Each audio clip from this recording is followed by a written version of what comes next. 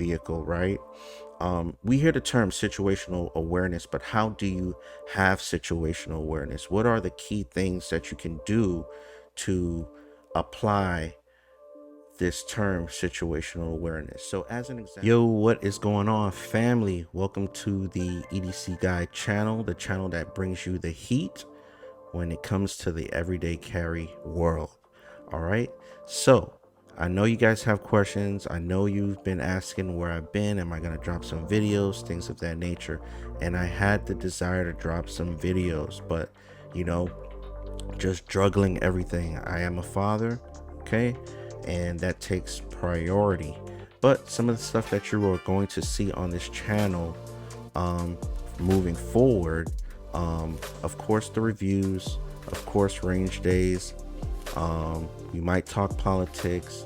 We're definitely going to talk about everyday carry and the different concepts as it pertains to regular everyday people. Um, I tend to want to stay in my lane.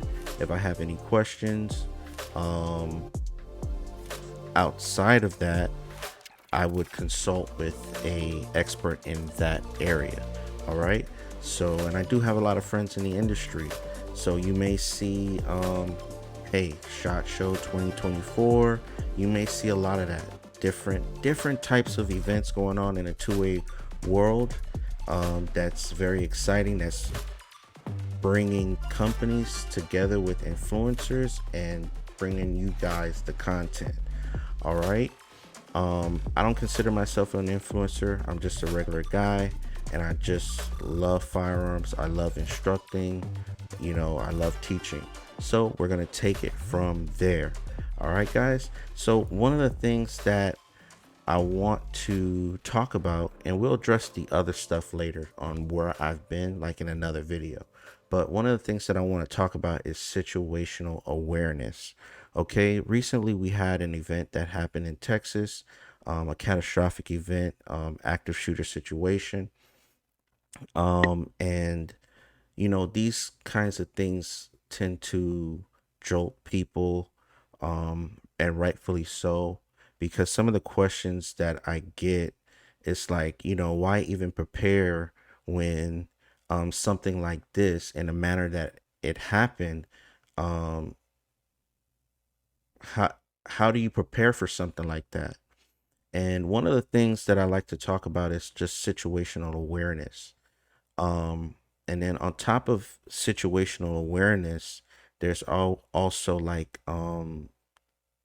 behavioral cues. Okay. And we're never going to get it right 100% of the time. But I think that if you abide by certain principles, you will be able to make it out of a situation, or prevent a situation from happening. And we'll just leave it at that. But it's always good to do something. It's always good to have a plan for your family, because if something happens to you and you're out with your children should know what to do in the event that you get caught in a situation where you don't make it out alive, right? So one of the things that I want to talk about with situational awareness, like, so if you're in your vehicle, right? We hear the term situational awareness, but how do you have situational awareness? What are the key things that you can do to apply this term situational awareness? So as an example, what I like to do when I'm in the vehicle is I like to scan the parking lot. I'll pause, I'll turn off my engine, and I'll just look around. Okay, so I'm looking 5 yards, then looking 15 yards, then I'm looking out to 20, and sometimes even out to 100 yards, and then I'll do that back, and I'm just scanning just to make sure that the coast is clear and I can make it into the supermarket safely.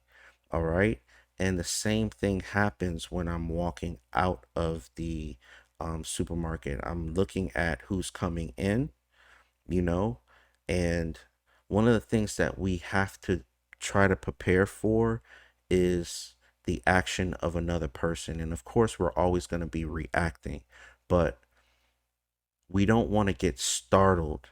Okay.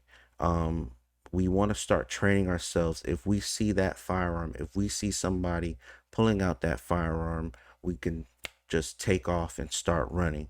You know what I mean? And run for cover. Or if you're an armed individual, you know what I'm saying? And this guy is looking at you and he's breathing a certain way. This is those behavioral cues, right? He's breathing a certain way, he's dressed weird or something like that, then we can deal with that threat. Okay. And we have to be able to move fast and hard.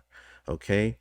Um, so that's just what I want to share with you guys. The situational awareness aspect of it all. That's what I like to do.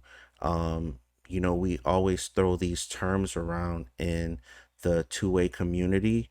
And of course, we probably know what we mean, but when it comes to regular everyday people, they might not know what it means. So sometimes we have to be able to break that down and explain what we mean by situational awareness. Is not just a term.